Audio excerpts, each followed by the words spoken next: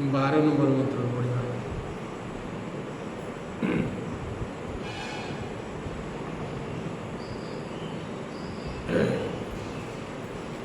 कठोपनिषद प्रथम वल्ली 12। स्वर्गे लोके न भयं किंचनास्ति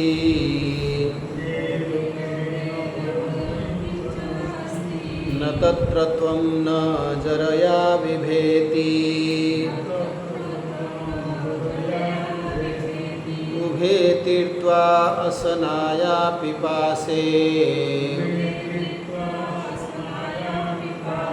शोकातिगो मोदते स्वर्गलोके सत्वमग्निं स्वर्गमध्ये मृत्यो प्रब्रूहीतं सद्दधानाय मह्यम् स्वर्गलोका अमृतत्वं भजन्ते एतद्वितीयेन वृणे वरेण प्रते ब्रवीमि तदु मे निबोध स्वर्गमग्निं नचिकेत प्रजानन् अनन्तलोकाप्तिमथो प्रतिष्ठां विद्धि त्वमेतं निहितं गुहायां लोकादिमग्निं तमुवाच तस्मै या इष्टकायावतिर्वा यथा वा स चापि तत्प्रत्यवदत्यथोक्तम् अथास्य मृत्युः पुनरेवाहतुष्टः तम् अब्रवीत् प्रीयमाणो महात्मा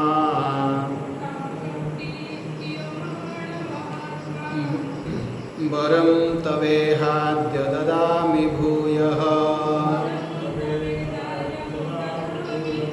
तवैव नाम्ना भवितायमग्निः शृङ्कां च मामनेकरूपां गृहाण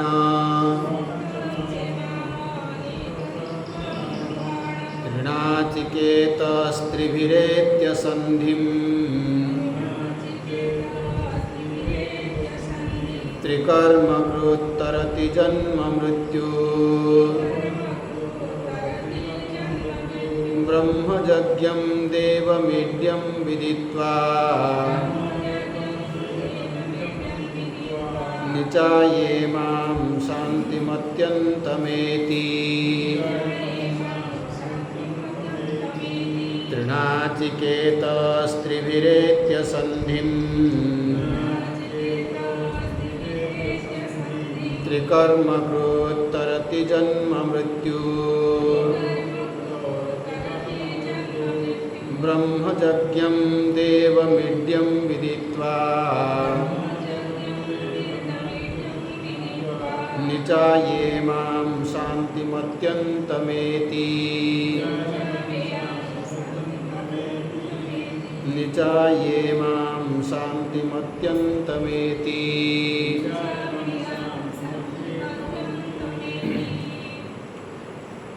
कठोपनिषद रे नचिकेतांकर चरित्र माध्यम रे ब्रह्म विद्यार उत्तम अधिकारी किए ये जो आमर जो प्रयोजन आत्यंतिक दुख निवृत्ति परमानंद प्राप्ति ये प्रयोजन जो प्रयोजन प्राप्ति जहाँ में लक्ष्य से लक्ष्य प्राप्ति रे किए साधन हो पारिबो विषय कौन तर विषय वस्तु कौन एवं संबंध अधिकारी विषय प्रयोजन और संबंध जो अनुबंध चतुष्टय वर्णना कराई। तेणु जितेबले नचिकेता जाइए जमों पाखे पहुँचले एवं जमराजा उपस्थित नथिले 3 दिन 3 राति सी जमराजा को अपेक्षा करी अनशन रहिले। जिते जमराजा आसिक पहुँचले देखिले जड़े ब्राह्मण बालक से न खाई न पी घरे उपवास रे अपेक्षा करिसेंती। अतिथि देव जो अतिथि सत्कार रे अवहेला होईछि। तेणु जमराजा प्रायश्चित स्वरूप नचिकेता को 3टी बर जाचिले, तुम्हें बर नियो ताहले मत लगे मु प्रायश्चित कली। एवं नचिकेता प्रथम बर रे मागिले पितांकर मंगल कामना कले। नचिकेता जमों को आसवा जगू मन रे जो दुख आसीथिबो जो ग्लानि आसीथिबो से सब जमी से मुक्त हो जाते। द्वितीय बर रे समाज पाई मागिले जे समाज रे रही आमे घर संसार रही केमी गोटे श्रेष्ठ जीवन बंची पारिबा। मनुष्य हूँ दुर्लभ जीवन किंतु तार मूल्य आमको बुझिया ना आम मनीष शरीर पाइछु कि जीवन पाशविक भली जीवन हो पशुतुल्य जीवन यापन कर लाभ कौन? चलिए मनीष दुर्लभ कहीं मनीष जन्म यार सदुपयोग केमिति आम करिपरिबा सी हूँ अग्नि विद्या। मैंने जड़े मनीष भाव रे जीव भाव रे केते निज को परिमार्जित करि पारिबा, केते श्रेष्ठ स्थिति को आम नहीं जाई पारिबा। ब्रह्म विद्या तो हाएस्ट ता पूर्वर जड़े सामान्य मनीष चाहिए निज को कौ स्तर को नहीं जाई पारिबा। ये से अग्नि विद्या जे आम कहूँ ब्रह्म विद्या पाई निवृत्ति दरकार नहीं सब निवृत्त होगापी पड़े किंतु प्रवृत्ति रे थाई सामान्य लोक आम सब दायित्व तुले किपरि भाव में निजक आम कौ स्थिति को पहुँचे पारिबा संभावना कौन अच्छी तार ना हूँ ये अग्नि विद्या समाज पाई मांगे। जदिव नचिकेतांकर लक्ष्य सेटा नुहे, नचिकेतांकर लक्ष्य हूँ सर्वोच्च लक्ष्य कौन ब्रह्म विद्या ब्रह्मनिष्ठ हवा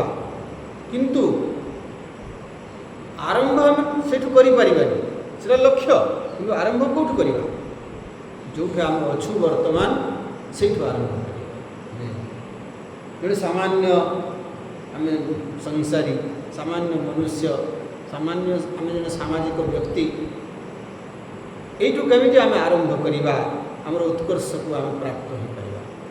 से हूँ अग्नि विद्या। एवं से अग्नि विद्यार फलटी कहला स्वर्ग प्राप्ति।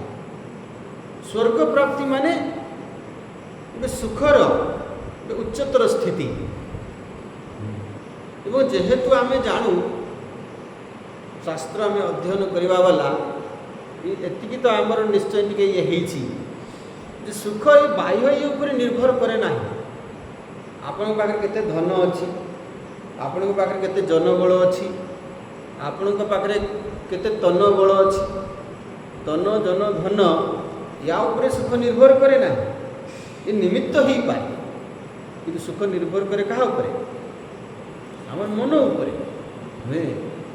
तन जन धन नुहे मन मन हूँ मुख्य। तेणु जीटा बुझी मनटा को केमिति आम सजाड़ी दे पारिबा, मन को केमिति आम उच्चतर स्थिति को नहीं पारिबा जहाँ फल बाहर प्रतिकूल परिस्थिति आसिले मध्य आमको से दुखी करि पारिबो ना। ये जो उपाय ये जो विद्या ता ना हूँ अग्नि विद्या। स्वर्ग माने आप भावतुनि जे कौन लोक लोक थी से अलग कथा आम जानूनी किंतु आग को या आहरी बहुत भगवान शंकराचार्य विस्तार भाव में आलोचना कर स्वर्ग गोटे लोक लोक्यते इति लोक अनुभवर क्षेत्र आमर अनुभव कौन जड़े आलिशान बिल्डिंग रे थाई तापरे सब भोग वस्तु थाई मध्य से दुखरे थाई पारे देखा जाउछि तो आ जन पाखे किछि नाही ना घर ना गाड़ी ना भलो खाइबा ना पिंधिबा से सुखर थाई पारे काई जेतु मन एव मनुष्याणाम कारणम बंधन मन ही कारण जे मन को सजाड़ी देछि से सुखर रही पाला तेणु स्वर्ग हूँ गोटे अनुभवर क्षेत्र जो वर्तमान जो सुखर स्थिति आम टे उच्चतर स्थिति को पहुँची पार ये कथा आलोचना कराई एवं जमराजा नचिकेता प्रसन्न हेले जे तुम्हें समाज पर चिंता करुछ तुम्हें अग्निविद्या मागिल तुम प्रसन्न होकरी सी कौन आर उपहार देते माने उपासना सहित कर्मकांडर सब भी तांकु बतईदेले एवं अग्निविद्यार ये सब आमूल चूल से जो यज्ञ हम से केतटा इटा लगे कौ भली से यज्ञ मंडप तैयारी हम केमिति से आहुति दिज्व सबू विस्तार भाव में कहीदे एवं शेष ये जो ये जो अग्निविद्यार फल कौन कहले ये विद्या वर्तमान नचिकेता विद्या नाचिकेत अग्नि नारे प्रसिद्ध एवं ये नाचिकेत अग्नि ये जो विद्या यार जो उपासना करिब जो अनुष्ठान करिब ता विषय आलोचना ये विद्या द्वारा उपकृत होगापाई आम कौ भली अधिकारी हेबा विद्या समस्ते हासिल करि समस्ते कॉलेज रे पढ़ुचंती बहुत पिला साइंस पढ़ुचंती फिजिक्स केमिस्ट्री केते जन साइंटिस्ट होचंती साइंस पढ़िबा आ साइंटिस्ट होबा भीतर पार्थक्य नहीं साइंटिस्ट के हेबे जे अधिकारी हेला जे अधिकारी नियोग करि पारला जे ना मु खाली साइंस पढ़ी नाही मु ताकू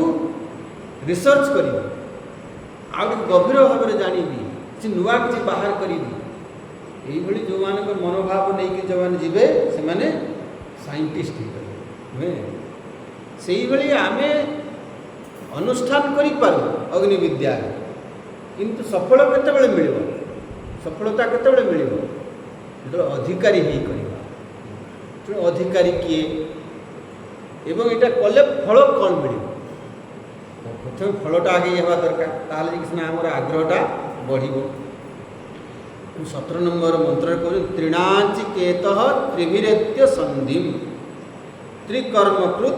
तरति जन्म मृत्यु या ऊपर भगवान शंकराचार्य बहुत सुंदर भाष्य लिखिं आम गत क्लास मानक टे आलोचना करते मुझे खाली चुंबक ये करी आम आगे बढ़ा त्रिणाचिकेत त्रिणाचिकेतर भगवान शंकराचार्य कौन अर्थ कले ये नचिकेता अग्नि अग्निविद्या को जो 3 थर अनुष्ठान करे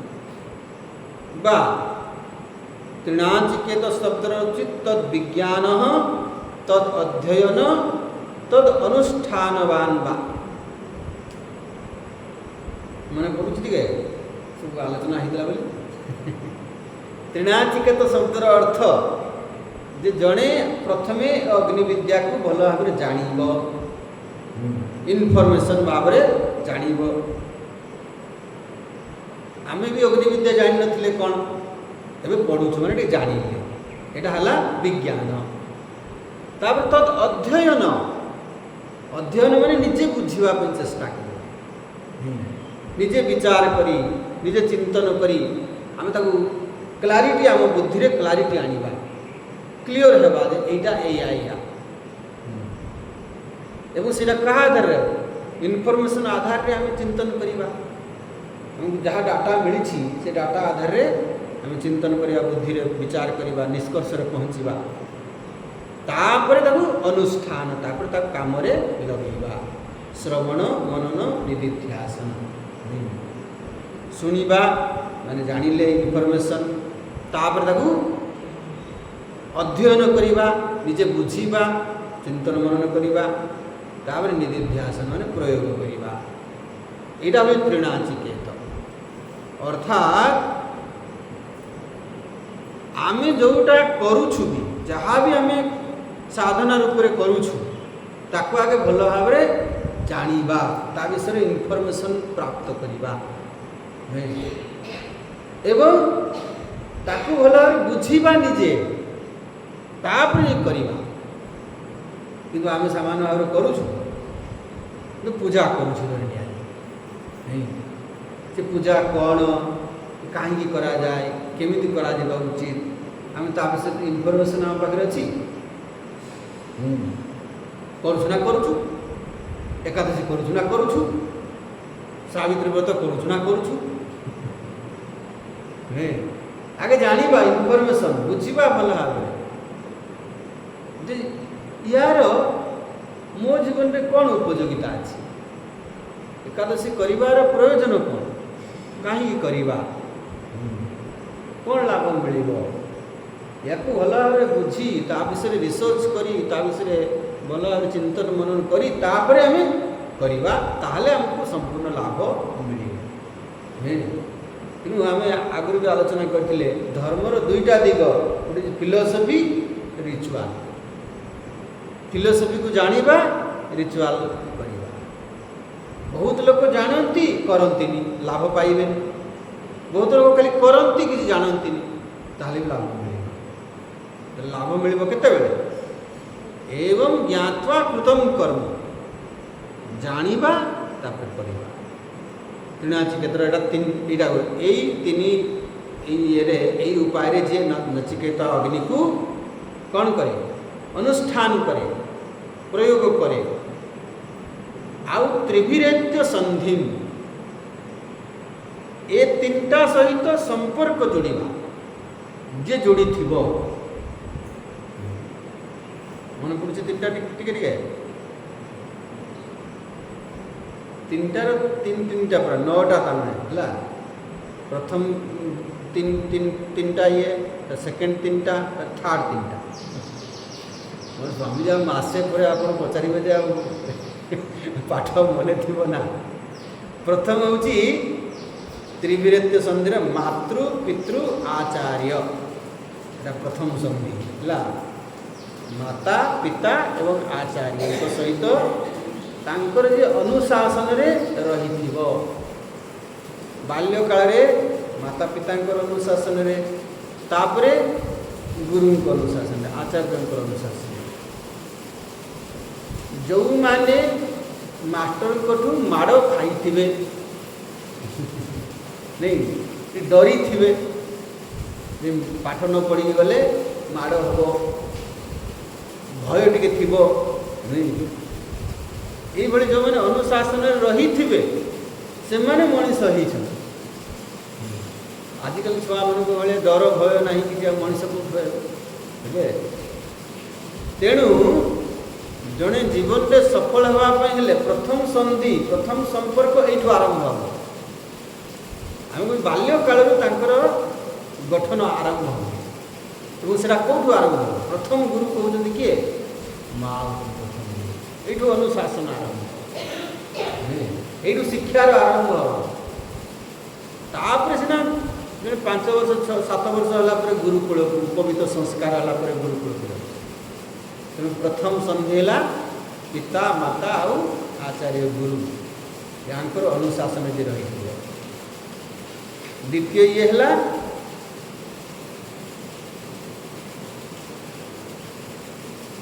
कौन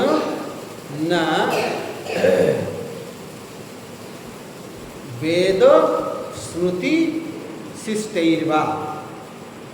वेद स्मृति शिष्टैर्वा द्वितीय संधि मन टे पढ़ुची ना नुआ पाठ भाया लगुच श्रुति स्मृति आउ शिष्ट पुरुष जो माने साधु पुरुष जो श्रेष्ठ यद्यद आचरति श्रेष्ठ ये तीनटा जे शिक्षा ग्रहण आम जानिबा कोठू ये मानुएल कौन ये जीवन मानुएल कौन ये श्रुति स्मृति नहीं बहुत समय आम कहूँ जे जो महापुरुष मान आप्त वाक्य क्या कहुए तेणु आम महापुरुष मैंने जोटा कही दिए सी भी शास्त्र ही कहीं से शास्त्र को निजे बंचुंट जे शास्त्र अनुसार जीवन बंचुची तार जो वाक्य भी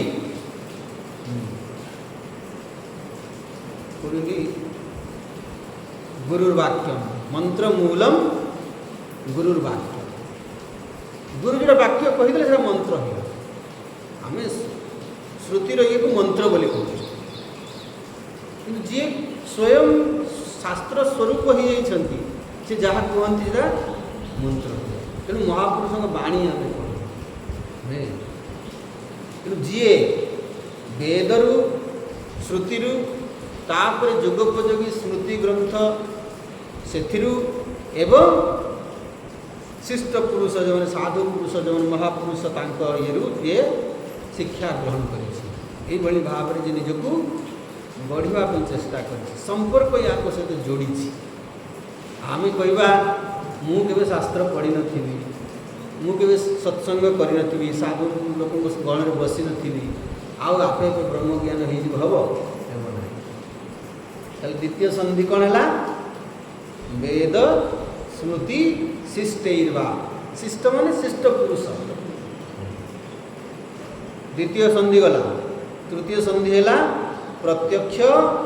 अनुमान आगमैर्वा प्रमाण तृतीय संधिटा है प्रमाण अर्थात प्रमाण माने आम पाखरे साधन कौन अच्छी कौ साधन द्वारा आम जापर कौ साधन द्वारा आम अनुभव कर प्रमाया असाधारण करणम इति प्रमाणम प्रमा आमर लक्ष्य हूँ आत्यंतिक दुख निवृत्ति परमानंद प्राप्ति ये लक्ष्य कौ प्रमाण द्वारा आसन तेणु से प्रमाण माने ज्ञानर साधन ज्ञान प्राप्तिर साधन ताकू कहे प्रमाण सामान्य भाव में आम कहूँ ज्ञानेन्द्रिय कह आखि कान नाक स्पर्श इंद्रिय रसन इंद्रिय एगुड़ा कह जाए ज्ञानेन्द्रिय कहीं ज्ञानेन्द्रिय ये इंद्रिय माध्यम रे आम ज्ञान प्राप्त कर ज्ञान प्राप्ति साधन दर्शनेन्द्रिय द्वारा दर्शन दृश्य ज्ञान प्राप्त श्रवणेन्द्रिय द्वारा शब्द ज्ञान प्राप्त और स्पर्शेन्द्रिय द्वारा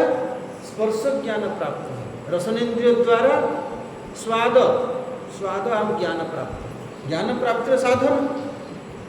ज्ञान प्राप्तिर साधन होइतिबा जो ये प्रमाण प्रमाण माने प्रमाया असाधारण करणम इति प्रमाणम माने रूप ज्ञान नेत्र इंद्रिय बिना संभव नुहे रूप ज्ञान होगापी हेले नेत्र इंद्रिय इज मस्ट नहीं शब्द ज्ञान होगापी हेले श्रवण इंद्रिय इज मस्ट आपन कहबे मोर तो कानटा खराब होती आखिरे मु शुणी नेबी चलो ना आम कहू जे सापर कौन कान ना सी कौन ये शुणे के सत जानी कान थी ना एमती विकल्प भगवान दे ना नहीं आप आखि नष्ट होती आप नाकर देखने हो पार ना से जोड़ा इम्पोर्टाट दुईटा दिखाई गोटे ये आ गए कम चल पार्टी गोटे काम देखला दुईटा दिखाई माने कम व्यवहार करेंगे कम कहे आ कम खाइए से जन को पचारि आप मोटा केमती हो गले ନା ଆଜ୍ଞା ये कुहाइला कम कहब कम खाइब मु तो बेसी बेसी ये करदेली नहीं बेसी बेसी बहुत कहूबा लोकटा भी देखिए सी टे ये लोक नहीं पार्टी गोटे काम दुईटा माने कम तार व्यवहार कर तार माप चोख कर व्यवहार कर कम खाइबे कम कहे यहाँ हूँ नियम बेसी खाइले हम मैक्सिमम 3 थर खाइबा कथा मोर मन से छोट बेले आम 5 थर 7 थर केते हुए ता ठिकाना नहीं पार्टी चली था कहे तो पार्टी अब बंद होनी नहीं ये खाई कर तो सांगे सांगे भोक मु कहली आपण खाली खाइबाटा को ये कर दियंतु एक्सरसाइज किछि ये नहीं खाइबाटा को खाली ये कर दियंतु ऑटोमेटिक कौन हम आपण ओवरलोड तक देउ सेगुडा कौन पानी जीव मोटा हाबिने कौन है चर्बी आकार जमी बनी होबनी कौन हो मुझे खाली आपण रातिटा खाइबा स्किप कर दियंतु एतिकी मासे करके देखो सूर्य अस्तरु सूर्य उदय पर्यंत मु किछि खाइबी ना हैला इंटरमिट फास्टिंग हो 14 घंटा आउ 10 घंटा आप जिते खाइबे खाते संध्या 6टारू सकाळ 8टा पर्यंत एकादशी करिया कि दरकार नहीं खाली एतिकी फास्टिंग करूँ संध्या 6 पर खाइबे नहीं सकाळ 8टा पूर्व खाइबे नहीं हैला आ सकाळ 8टारू नहीं संध्या 6टा पर्यंत 10 घंटा जिते खाऊ खाने पेट पूरे खाते निश्चित मु ग्यारंटी देवी आप मसे कर देखु फरक पड़े निश्चित आया ये लोक सी खाली शुई रहा निश्चय एक्टिव हम आप एमती नुह रात रात एकदम शुईकी उठिले सका देखला बेलू एकदम पूरा एकदम पेट बाहरी जाइए तो है ना नहीं ताको आप बाहर बहुत पापड़ बेली चेष्टा कर बाहरी तेणु पार्टी गोटे काम दुईटा आखि दुईटा जेहेतु महत्वपूर्ण कान दुईटा जेहेतु महत्वपूर्ण शुणा नाक पुड़ा दुईटा महत्वपूर्ण गोटे जाम जब आप आरोटा निश्वास तेणु एम ज्ञानेन्द्रिय कह जाए कहीं ज्ञान प्राप्तिर साधन कह प्रत्यक्ष प्रमाण प्रत्यक्ष प्रति अक्ष माने इक्ष देखा शुणा ये सब या प्रत्यक्ष प्रमाण इंद्रिय मान द्वारा जो आमको ज्ञान प्राप्त हुए कह जाए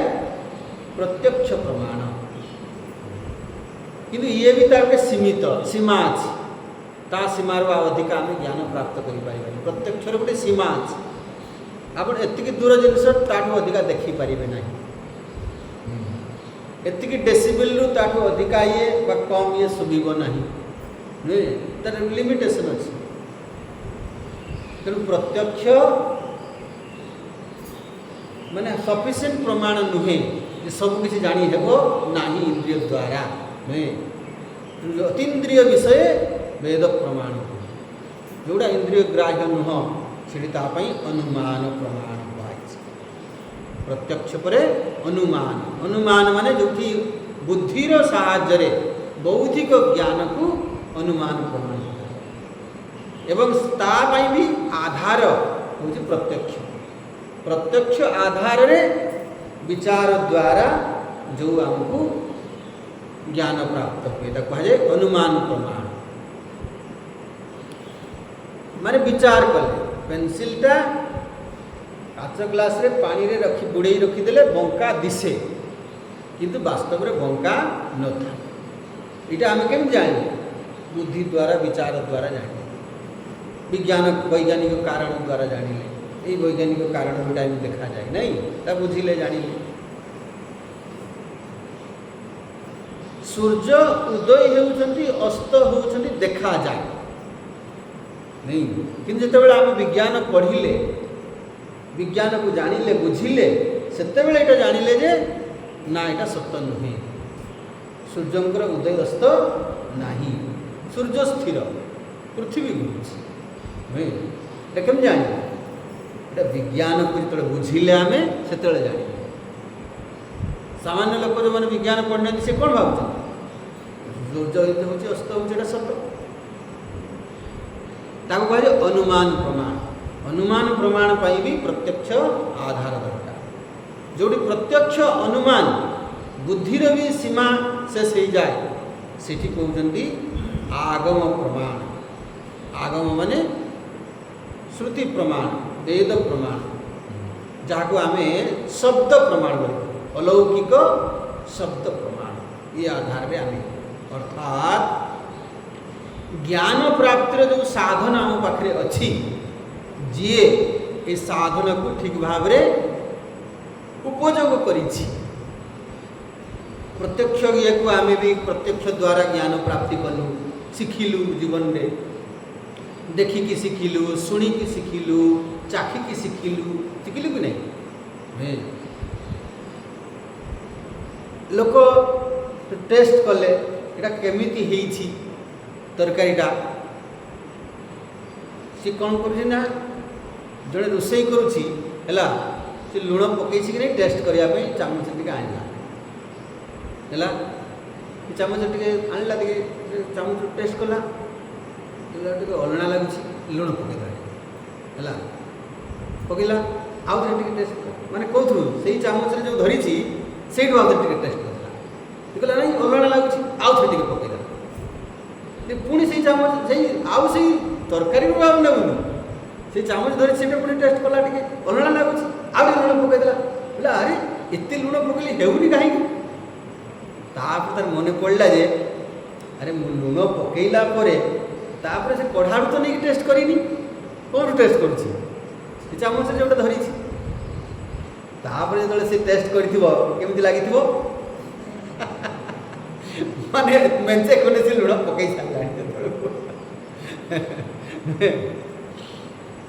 तो आम ये सब शिखु ये जो आम ज्ञान प्राप्तिर साधन देखी देखी शिखु। छोट छुआटा देखी देखी शिखे, शुणी शुणी शिखे। तेणु मातृभाषा कहुए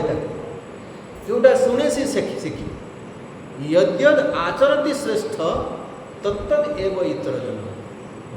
ये सब आम ज्ञान प्राप्तिर साधन आमको भगवान देइछन्ति, इंद्रिय देइछन्ति, बुद्धि देइछन्ति। ये सब आम सदुपयोग करके ज्ञान प्राप्त करिबा। अच्छा समस्त को आखि देइछन्ति भगवान किंतु आम सदुपयोग करूछु मैक्सिमम लोग करूछन्ति कौन देखुछन्ति आखि द्वारा आई सिनेमा देखी आई सीरियल देखी अमुक देखी समूक देखी खाली आखि। तुलसीदास कहते जो आखिरे आम भगवान को देखा चाहिलुनि ताले से आखि मयूर पंख सहित समान।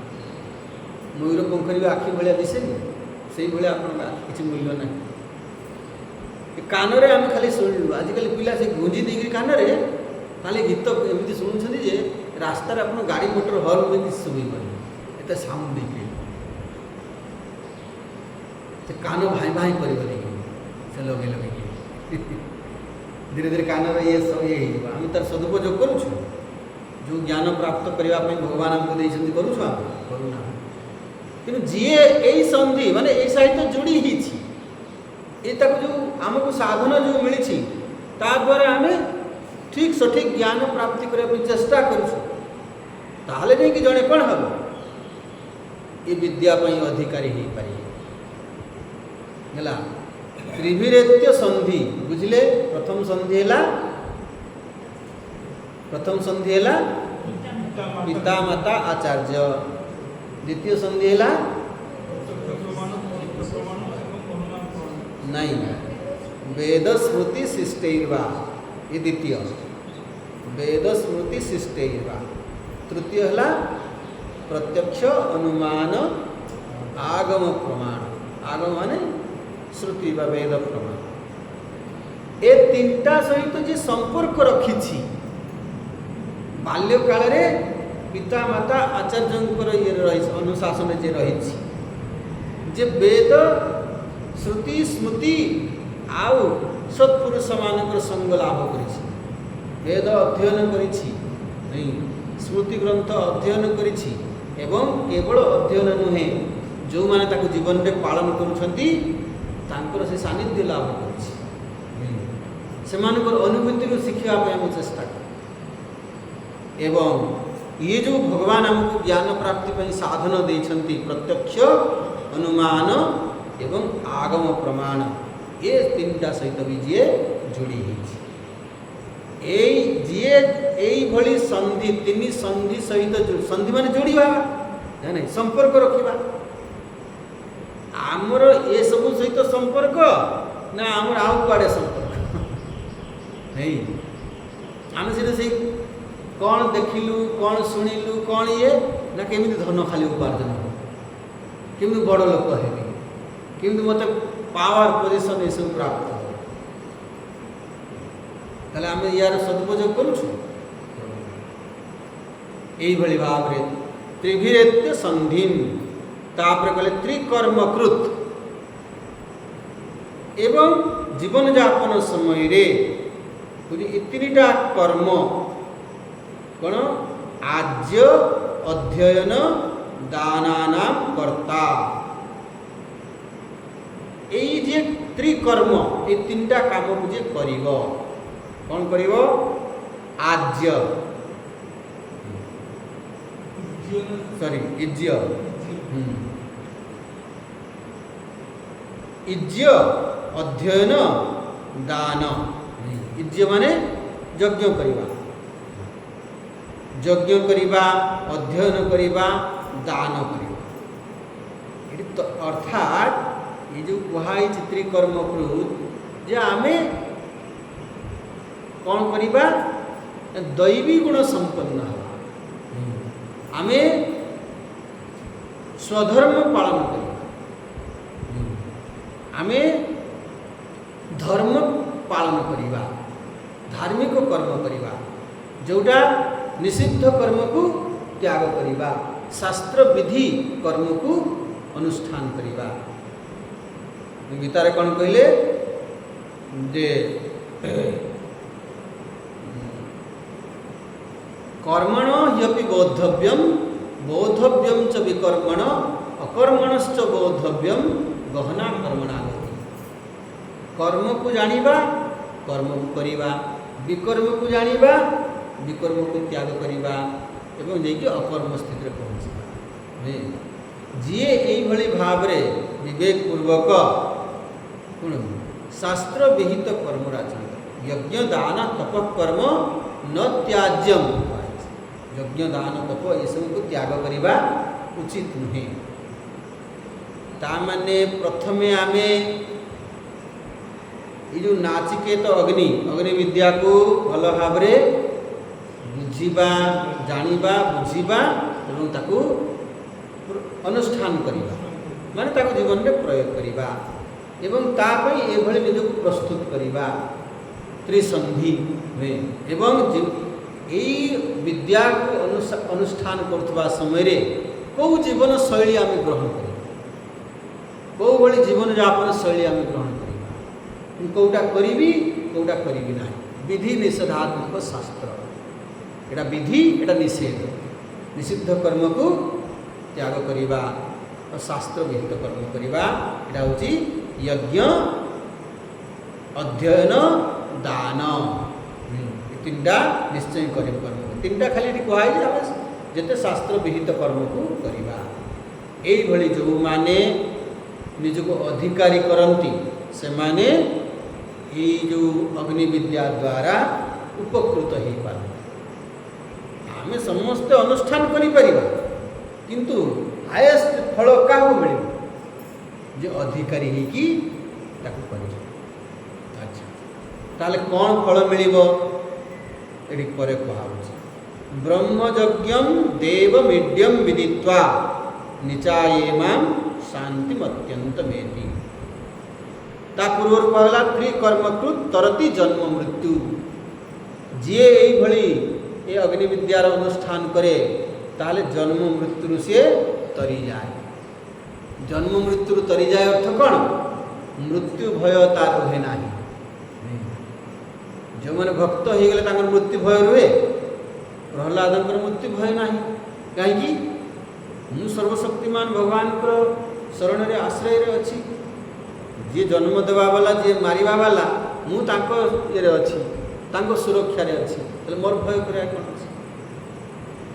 तरती जन्म मृत्यु माने जन्म मृत्युर जो बंधन रु से मुक्त हो जाए हाएस्ट ये मुक्ति केतबेले मिलिबो जेतबेले आमे ब्रह्म ज्ञान हो जिवो मु से अजर मोर आत्मा ये देह विनाशशील मु देह नुहे जेतबेले ए ज्ञान हबो तो संपूर्ण भाव रे किंतु ता पूर्व मु जदि से सर्वशक्तिमान भगवान को आश्रय ग्रहण करथिबी ताल निश्चित भाव रे कोन हबो हमकु भी भय मुक्ति मिलिबो मृत्यु उद्धार पाइबा तापर ब्रह्मयज्ञम देवमेड्यम विदित्वा इदम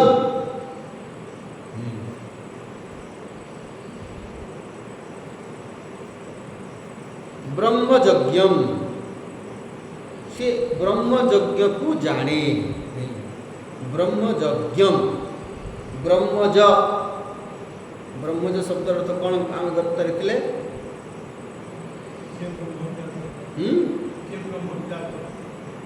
ब्रह्मर गोटे ब्रह्म शब्द अर्थ हिरण्यगर्भ ब्रह्म शब्द अर्थ हूँ हिरण्यगर्भ हिरण्यगर्भ माने समष्टि सूक्ष्म शरीर अभिमानी चेतन आमर वेदांत रे हम व्यष्टि अभिमानी चेतन आ समष्टि अभिमानी चेतन सामान्य भाव में आम कौन कहूँ समष्टि उपाधि उपहित चैतन्य है ईश्वर और व्यष्टि उपाधि उपहित चैतन्य है जीव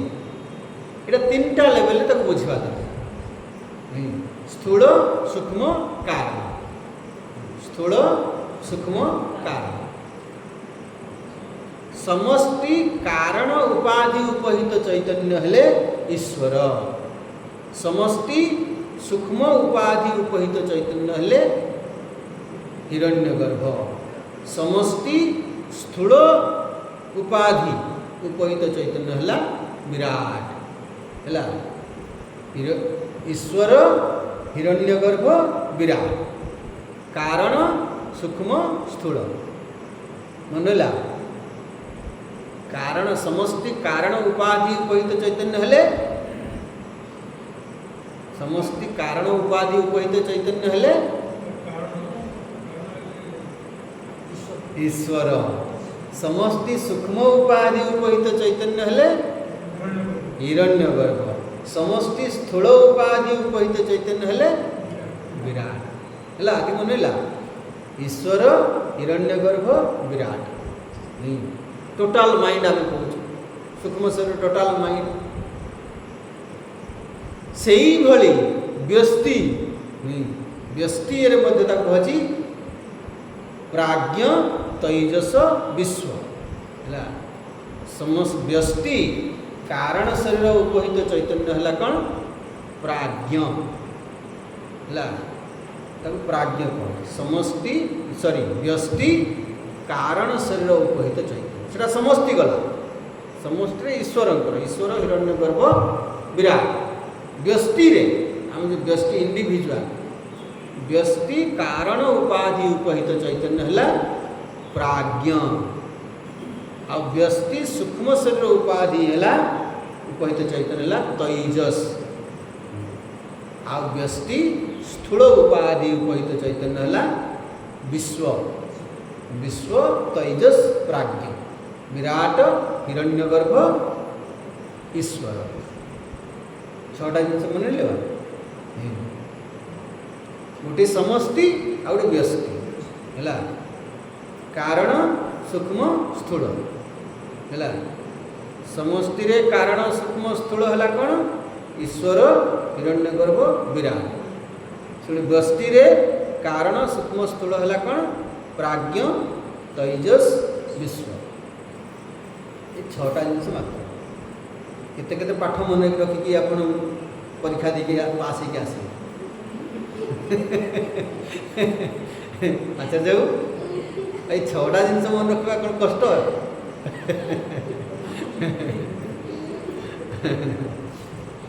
ବ୍ରହ୍ମ ତାକୁ କୁହାଯାଇଛି ଏଠି। ତାହେଲେ ବ୍ରହ୍ମ କାହାକୁ କୁହାଗଲା? ହିରଣ୍ୟଗର୍ଭ, ଅର୍ଥାତ୍ ଟୋଟାଲ ମାଇଣ୍ଡ, ସମସ୍ତ ସୂକ୍ଷ୍ମ ଶରୀର ଉପାଧି ଉପହିତ ଚୈତନ୍ୟ ହେଲା ହିରଣ୍ୟଗର୍ଭ। ହିରଣ୍ୟଗର୍ଭ ଯାହା ଗର୍ଭରେ ସୁନା ଚମକୁଛି, ହିରଣ୍ୟ ସୁନା ଯେମିତି ଚମକେ ସେଇଭଳି ଆପଣଙ୍କ ମାଇଣ୍ଡରେ ମଧ୍ୟ ଯେ ମାଇଣ୍ଡ ସହିତ ଇଏ କଲା, ମାଇଣ୍ଡରେ ଏତେ ଶକ୍ତି ସାମର୍ଥ୍ୟ ଅଛି, ଏତେ ପସିବିଲିଟି ଏତେ ଅଛି, ଏଇ କଥା କୁହାଯାଇଛି। ତାମାନେ ଏଠି କୁହାଗଲା ହିରଣ୍ୟ ବ୍ରହ୍ମଜ, ହିରଣ୍ୟ ଗର୍ଭରୁ ଜାତ ହେଲା। ଯେମିତି ପଙ୍କଜ, ପଙ୍କରୁ ଯେ ଜାତ, ପଙ୍କରୁ ଜାତ ପଙ୍କଜ, ସେମିତି ବ୍ରହ୍ମରୁ ଜାତ ବ୍ରହ୍ମଜ। ଆଚ୍ଛା, ସାମାନ୍ୟ ଭାବରେ ଆମେ ବ୍ରହ୍ମରୁ ଜାତ କହିଲା ମାନେ ଆମେ ଯଦି ସାମାନ୍ୟ ଅର୍ଥ ବି କହିବା ତାହେଲେ ବ୍ରହ୍ମରୁ ଜାତ ଜଗତ ବୋଲି ଆମେ କହୁଛୁ ନା। ତ ଏଠି ଆଉ ଟିକେ ସ୍ପେସିଫିକ୍ କରି ତାକୁ ଅର୍ଥ କୁହାଗଲା ଯେ ଆମେ କହିବା ଯେ ଯେଉଁ କାରଣ, କାରଣ ଈଶ୍ୱର, ତାଙ୍କର ସୃଷ୍ଟି ହେଲେ କିଏ? ସୂକ୍ଷ୍ମ ହିରଣ୍ୟଗର୍ଭ। କାରଣରୁ ଆସିଲା ସୂକ୍ଷ୍ମ, ସୂକ୍ଷ୍ମରୁ ଆସିଲା ସ୍ଥୂଳ। ତାହେଲେ ହିରଣ୍ୟଗର୍ଭରୁ ଯେ ଜାତ ତାକୁ କ'ଣ କୁହାଯିବ? ବିରାଟ। ଈଶ୍ୱରଙ୍କ ଠାରୁ ସୃଷ୍ଟି ହେଲେ ହିରଣ୍ୟଗର୍ଭ,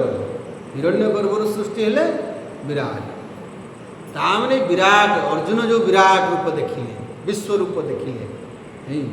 ଏ ସମ୍ପୂର୍ଣ୍ଣ ବିଶ୍ୱ ବ୍ରହ୍ମାଣ୍ଡ ଯାହାଙ୍କର ରୂପ। ଆଚ୍ଛା, ଯେତେବେଳେ ବିରାଟ କଥା କହୁଛୁ ଆମେ ଏଇଆ ଭାବିବାନି ଯେ ଏ ବିରାଟ ଜଗତ ମାନେ ଜଡ଼ ଜଗତ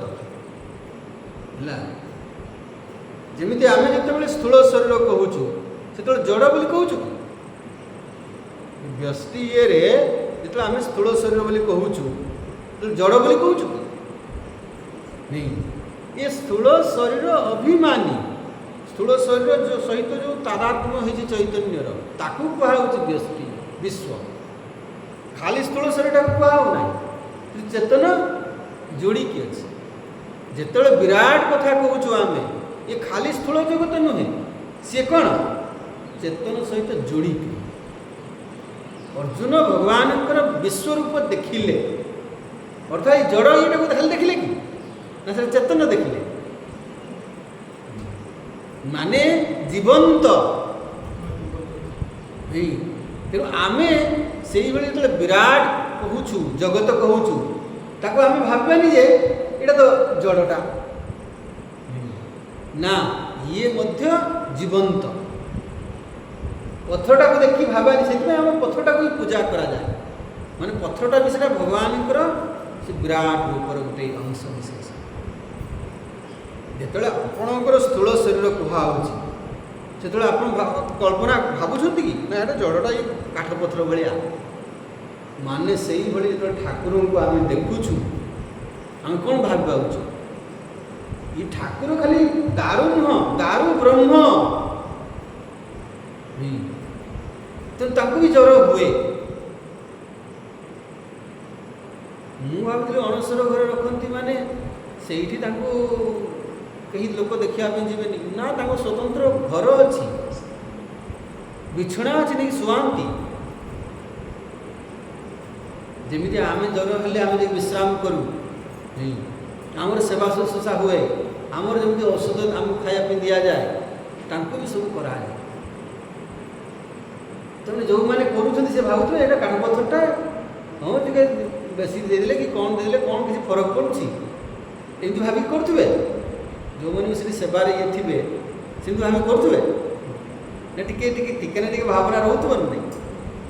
ନାଇଁ? ଆଚ୍ଛା, ଅର୍ଥାତ୍ ଆମେ ଯେତେବେଳେ ଉପାସନା କରିବା ଏଇ ଯେଉଁ ବିରାଟ ପୁରୁଷଙ୍କୁ ଇଏ କରିବା, କେମିତି କରିବା? ସେଇ ଭାବନାର ସହିତ ଗଛଟାରୁ ଫୁଲ ତୋଳୁଛନ୍ତି ଆପଣ, ଇଏ ଭାବିକରି ହଁ ଏଇଟା ତ ଗଛଟା, ନା କହିପାରୁଛି ନା ସେ ଜାଣିପାରୁଛି କିଛି? ଯେମିତି ଭାଙ୍ଗି ଭୁଙ୍ଗା ତୁଣି ମୁଡ଼ିକି ଯାହା କରିଦିଏ ଫିଲିଙ୍ଗସ୍ ଟିକେ ଆସିବା ଉଚିତ ନା ଇଏ ବି ଭଗବାନ ମୋତେ ତୋଳିବା ପାଇଁ ପଡ଼ୁଛି। ତାପରେ ମୁଁ ଟିକେ ପ୍ରାର୍ଥନା କରିବି, ହେ ପ୍ରଭୁ ଆପଣଙ୍କୁ ଇଏ ମୁଁ ଟିକେ ଫୁଲ ନେବା ପାଇଁ ଚାହୁଁଛି, ଆପଣଙ୍କୁ କଷ୍ଟ ଦେବି, ଟିକେ ପ୍ଲିଜ୍ ଟିକେ ମୋତେ କ୍ଷମା କର। ନାଇଁ ଏ ଭାବନା ସହିତ ତୋଳନ୍ତୁ। ଆଉ ଦେଖି ତାପଟେ ଦେଖି ସେ ୟା ବାଡ଼ି ତା ବାଡ଼ିରେ ଯେଉଁ ତୋଳିଲା ଫରକ ଆସିବନି। ତ ଆମେ ଯେତେବେଳେ ବିରାଟ କଥା କହୁଛୁ, ବିରାଟ ସେଥିପାଇଁ ବ୍ରହ୍ମଯଜ୍ଞ କୁହା। ଜ୍ଞ ମାନେ ଜ୍ଞାନ ସ୍ୱରୂପ, ଚେତନ ସ୍ୱରୂପ। ସେ ବି ଜାଣୁଛି, ସେ ବି ଦେଖୁଛି, ଚକା ଆଖି ସବୁ ଦେଖୁଛି। এই ଭାବନାର ସହିତ ତୁଳସୀଦାସ କହୁଛନ୍ତି ଆପଣ ଘରେ ଭଗବାନଙ୍କୁ ଆପଣ ସ୍ଥାନ ଦିଅନ୍ତୁ। ଏ ଭାବିକି ନୁହଁ ଯେ ଆମ କାଠ ପଥରଟା ରଖିଦେଇଛି, ନାଇଁ ସେ ମାଲିକ ଘରେ ଅଛନ୍ତି, ଆମ ସାମ୍ନାରେ ଉପସ୍ଥିତ ଅଛନ୍ତି, ଦେଖୁଛନ୍ତି, ସବୁ ଜାଣୁଛନ୍ତି। এই ଭାବନାର ସହିତ ତାକୁ ଗ୍ରହଣ କର, ଦେଖିବେ ଇଏ ବଦଳିଯିବ। ନୁହେଁ ତେଣୁ ବ୍ରହ୍ମଯଜ୍ଞ କୁହା। ଜ୍ଞ ମାନେ ଜ୍ଞାନ ସ୍ୱରୂପ, ଚେତନ ସ୍ୱରୂପ, ଜଡ଼ ନୁହେଁ, ଜୀବନ୍ତ। ବ୍ରହ୍ମଯଜ୍ଞ ଦେବଂ, ସେ ଦେବ ଜ୍ଞାନ ସ୍ୱରୂପ ହେଇଥିବା ଯୋଗୁଁ ସେ ପ୍ରକାଶ ସ୍ୱରୂପ, ଚେତନ। ତାମାନେ ସିଏ ଜାଣନ୍ତି, ମାନେ ସ୍ଥୂଳ ବ୍ୟକ୍ତିତ୍ୱ। ଯେତେବେଳେ ଏଠି କୁହାଗଲା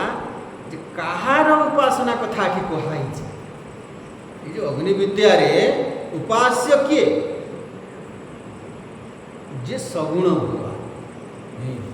ଏଠି ସଗୁଣ ଭଗବାନଙ୍କର ଉପାସନା କଥା କୁହାଯାଇଛି। ନିର୍ଗୁଣ ଭଗବାନଙ୍କର ତାଙ୍କ ରୂପ ନାହିଁ, ଆକାର ନାହିଁ, ଗୁଣ ନାହିଁ, କିଛି ନାହିଁ। କିନ୍ତୁ ସଗୁଣ ମାନେ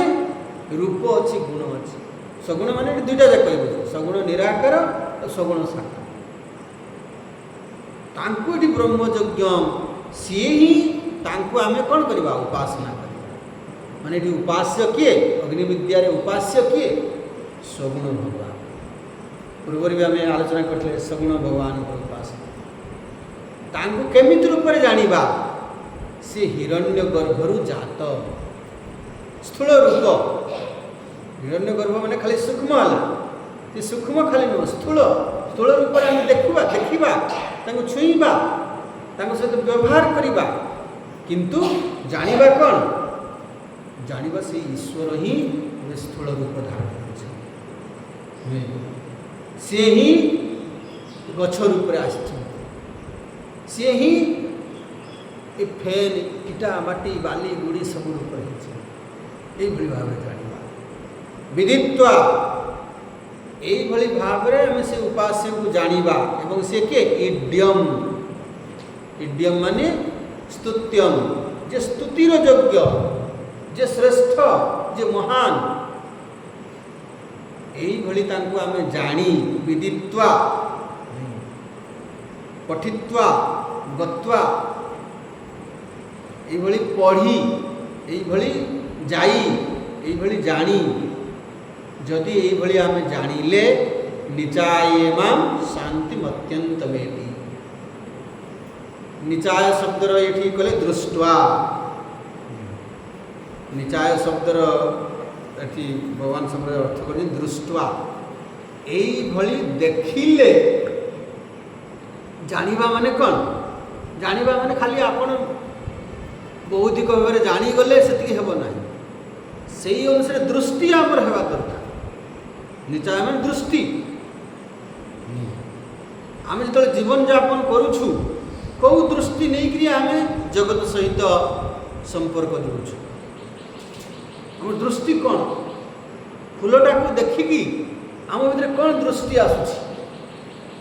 କ'ଣ ଦର୍ଶନ ଆସୁଛି ଆମ ଭିତରେ? ଫୁଲଟାକୁ ଦେଖିକିରି ତାଙ୍କ ବାଲକୁନିରେ ଗାମଲାରେ ବଢ଼ିଆ ଗୋଲାପ ଫୁଲଟିଏ ଫୁଟିଛି, ଦେଖିଲେ ଆମେ ଦେଖିକି କ'ଣ ଇଏ ଆସୁଛି? ଆରେ ମୋ ପାଖରେ ଗୋଟେ ଏମିତି ଯନ୍ତ୍ର ଥାନ୍ତା କି ଖାଲି ଏମିତି ଖାଲି କରିଦିଅନ୍ତି, ଫଟକିନା ଦେଇକି ଗୋଟେ ତା ତଳେ ଝୁଲା ଗୋଟେ ଥାନ୍ତା, कटिक सागे झूला भितर एकदम गली पड़े एवं खोट किना मुनि आसे ये भी दृष्टि हो पारे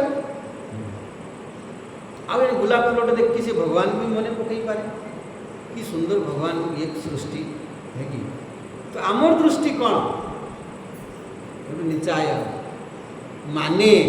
ये जगत को कौ दृष्टि देखा जगत ईषधि युक्त सेवनम अष्टमूर्तिभृत देव पूजन कौटी कह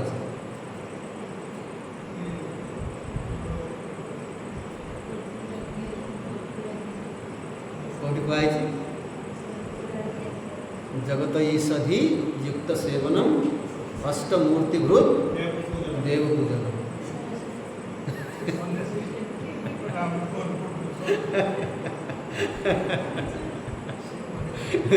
स्वामी जी आप सुखी रे पचारतुनि दुखी हे आम ग्यारंटी दौचु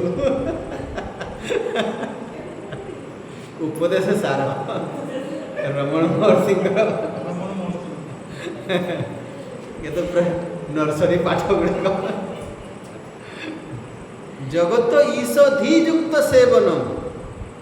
ईश्वर बुद्धि रे देखा देखा गछ किंतु दृष्टि आम कमी रही बुद्धि रे विचार रे जानिबा जे ये भगवान से विदित्वा शांतिम अत्यंत मेति कहते अत्यंत शांति को प्राप्त अर्थात जिते बड़े आपण परिस्थिति शांत अच्छी आम शांत सामान्य किंतु परिस्थिति प्रतिकूल थाई अशांत परिस्थिति थाई मध्य आम शांति रहिबा एटा होची अत्यंत शांति सुखम आत्यंतिकम यत्तत् बुद्धिग्राह्यम अतीन्द्रिय तो अत्यंत शांति को से प्राप्त हो किए जिते यही उपास्य को आम जानिबा केवल जानिबानी इड्यम तांको महानता विषय जानिबा तांको प्रति श्रद्धा भक्ति आसीबो श्रेष्ठ बुद्धि रे देखिबा एवं जीवन रे सेही भली आमर कोन से दर्शन अनुसार बंचिबा